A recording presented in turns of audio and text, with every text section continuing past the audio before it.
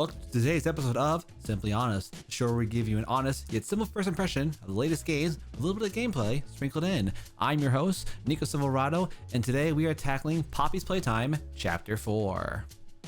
During the course of this review, we will be mostly focusing on the overall context that is Chapter 4, but we will be using some additional moments to talk about how we felt Chapter 4 was able to integrate itself with the previous chapters in terms of its story narrative, the graphic quality, and also how we feel like it compared to the other games throughout its creation. Now, with Chapter 4, we find ourselves once again in the shoes of our Voices hero, the former employee of Playtime Co., as we descend further and further down into the foundations of Playtime Company, finding ourselves surrounded by members of the prototype,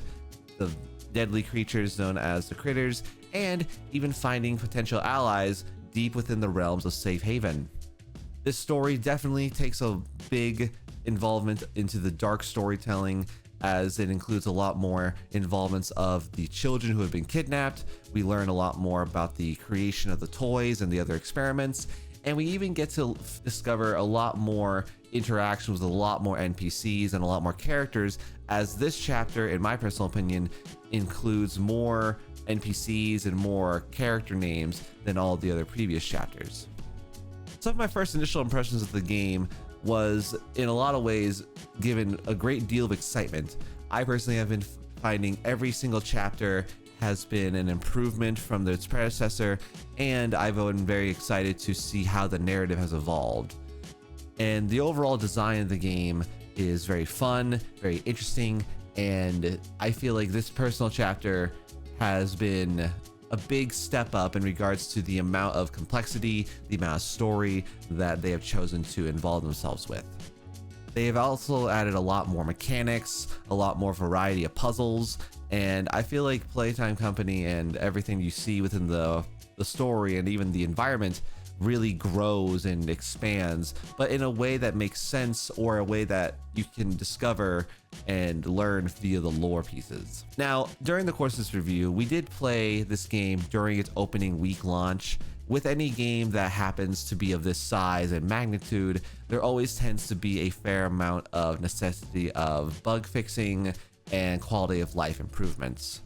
Some of the things that I will say that I did encounter during the course of my review were weird glitches involving some of the bosses, such as Yarnaby, and there were a few instances where I had felt that the game itself was not unplayable, but there were instances where I did have to restart whole sections of the game due to some of the glitches overpowering the quality of the game at the present time. I will say that during the review period of this time, we did see that the developers were actively making various hot fixes, various patches in order to help make the experience for new players as enjoyable as physically possible, and I do greatly commend them on their speed, their ability to listen to the people, but they have also done a lot of really good things to make visual improvements. Case in point, for example, is one of the biggest glitches that I had experienced during the course of my review was during the Yarnaby final boss section. Normally, you're supposed to be able to fight Yarnaby, hide through his encounter, and, play a interesting style stealth mission. However, during my first playthrough of that region, Yarnaby had never shown up, and it was basically a high music, high anxiety-inducing walk.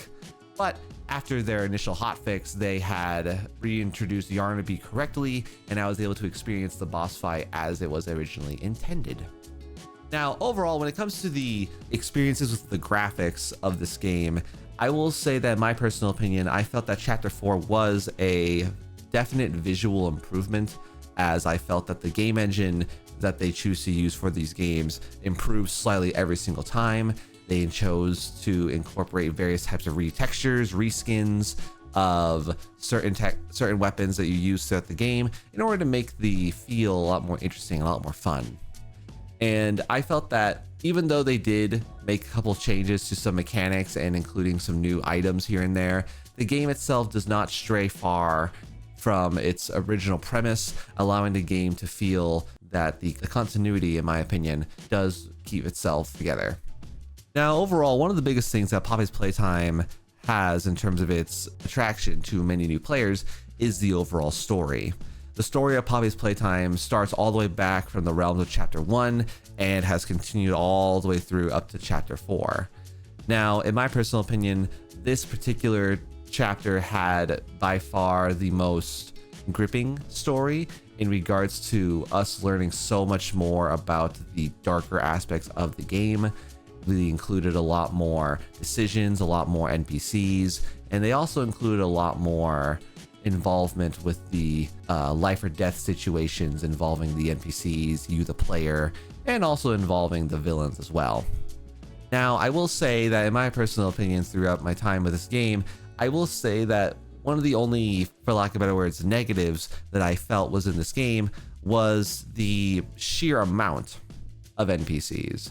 To put into some clarification as to what I mean, there were areas in the game where you were introduced to so many new names, so many concepts of people that you had to look out for, such as the critters, the Pianosaurus, and so on. There were certain NPCs that, although they themselves were existent in the chapter, they did not really give us a lot of opportunity to really keep track of everything, or in a lot of cases they introduced them for a few moments, but then I felt like they chose to almost write them off. For example, the Pianosaurus was given examples to a couple times in regards to lore, but when we actually finally encountered the Pianosaurus, they were introduced and almost immediately written off in a cutscene in order to introduce some of the more main characters. Now, whether or not this is a true negative, I can't truly say, but in my opinion, I felt like there was a lot of story elements that they could have incorporated should they chose to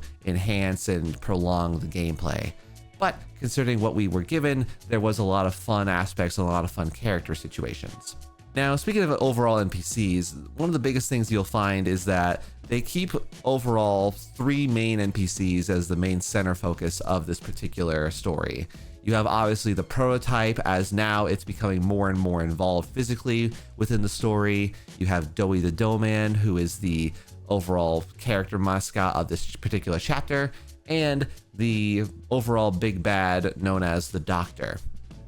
All 3 NPCs are really fun, obviously with the prototype being a really big iconic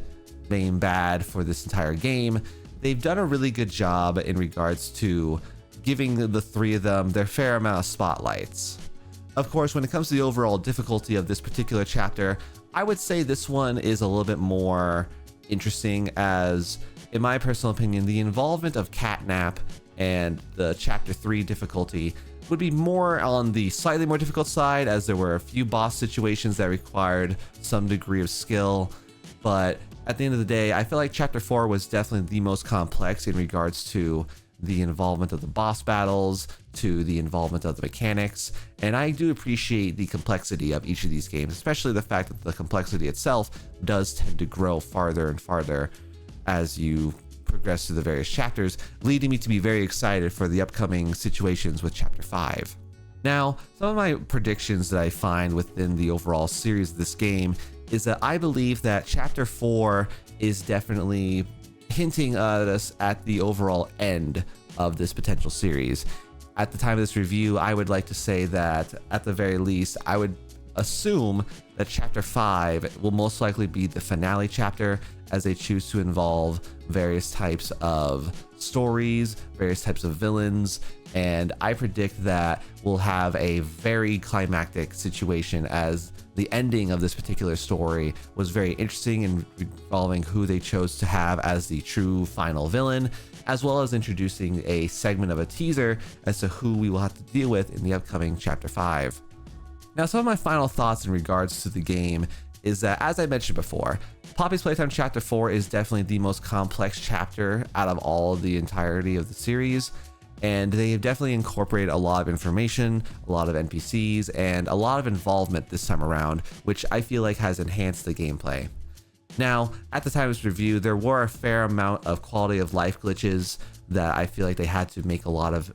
big hot fixes on, and in comparison to the other previous chapters, Chapter 4 definitely has the, for lack of better words, roughest start, but it is being quickly rectified by the developers. I do appreciate the speed in which they're choosing to make these changes in order to make the gameplay itself as efficiently and smooth as possible. I will say for anyone who is looking into the entirety of this game, I would highly suggest